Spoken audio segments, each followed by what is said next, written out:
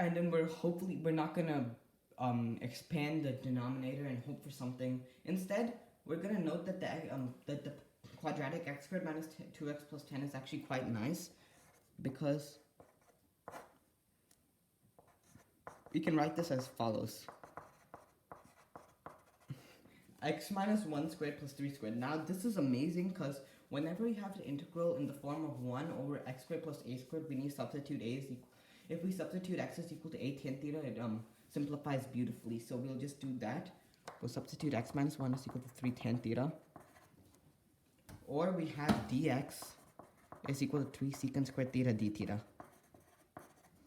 Okay, that becomes 3 secant squared theta d theta over 9 tangent squared theta plus 9 is 9 times tangent squared theta plus 1 is equal to 9 secant squared theta. We raised it to power 2, that becomes 81 secant 4 theta. 3 over 81, we see that's a constant, we pull that out of the integrand. This becomes 1 over secant squared theta, that's cosine squared theta d theta. Now this is just an easy integral. The integral of cosine squared theta, if I remember my integrals properly, it's 1 over 27 times theta by 2 plus sine 2 theta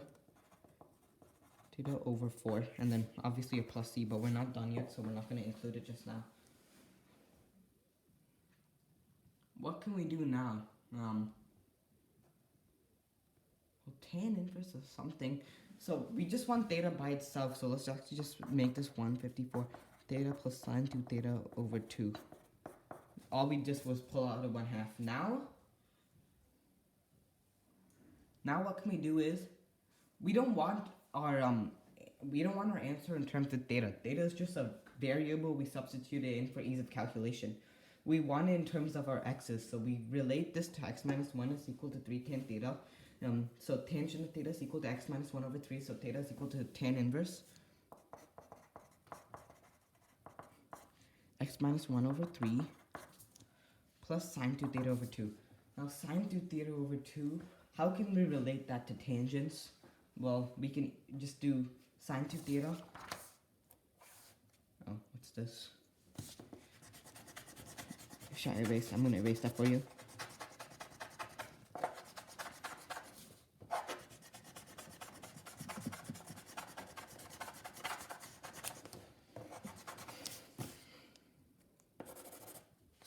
Okay. So sine 2 theta, where were we? Sine 2 theta is equal to 2 tan theta over 1 plus tan squared theta. You can remember as very similar to a double angle identity except the plus. So this becomes 2 times x minus 1 over 3 times 1 plus x minus 1 over 3 squared. So it becomes 2x minus 2 over 3 by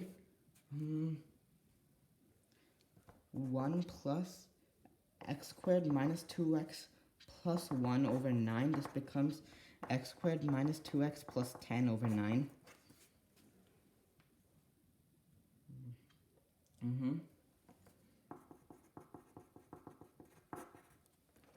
Just we simplify that becomes 6x minus 6 over x squared minus 2x plus 10. Do we divide our answer by 2? So dividing we get 2. Okay, so now let's just write out our complete integral. 154 tan inverse x minus 1 over 3 plus 3x minus 3 over x squared minus 2x plus 10. That should be your answer. If we go back to a question, we need to find f of x. That's obviously 3x minus 3. So we have 2 more questions. I'll actually do just one more, because actually question 16 is kind of like what we just did, where we take out a common factor from the numerator, the highest power. It's just like that. I'll maybe leave it for like an exercise. So if we just do e to the power minus x squared dx This is equal to g of x e to the power minus x squared plus c. Huh? Okay, we want to find g of x. I mean, no, we don't want to find g of x, we want to find g of minus 1. Negative 1. So how are we going to do this? Simply, we do, this is the exact, very similar to the problem number 4, I believe, where let's just let x squared equal u, so we have minus 2x dx is equal to du, or in other words, we have x dx is equal to du times minus 2. Again, what we want is we want x to the power 5 dx, and then that comes directly from a substitution. X to the power 4 is equal to u squared. So we have x to the power 5 dx. X to the power 5 dx is equal to u squared du over minus 2. So this becomes, we can rewrite this as minus 1/2 e to u squared e to the power of u du. We by parts this. Okay, we take u squared as the function we want to differentiate, e to the power of u as the function we want to integrate. I'm going to probably learn the tabular method, also called the DI method, later. Minus integration, differentiation for extraction. U e to the power of u. This becomes u squared e to the power of u minus 2 times u e to the power of u minus e to the power of u. Or in other words, we have u squared e to the power of u minus 2u e to the power of u minus 2, plus 2 e to the power of u, I think. This becomes e, we substituted, so x to the power 4, x to the power 4 e to the power minus x squared minus 2, this becomes actually plus 2x squared e to the power of x squared plus 2 e to the power minus x squared. Okay, so we wanna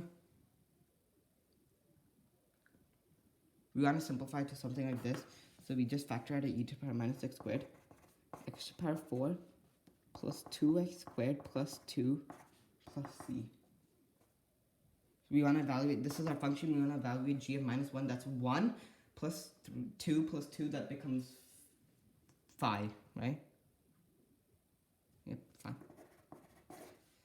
And then finally, I'm going to just give this question for you guys to solve. 2x cubed minus 1 x to the power 4 plus x dx. You guys need to evaluate that integral. It's not straightforward x to the power 4 take out, because you need to actually experiment some values and then you'll find that one that works. But anyways, that's about it. Please subscribe to the channel, and I'm gonna probably post same thing but for MIT integrals next time, and until next time, see you. Make sure to watch regular show.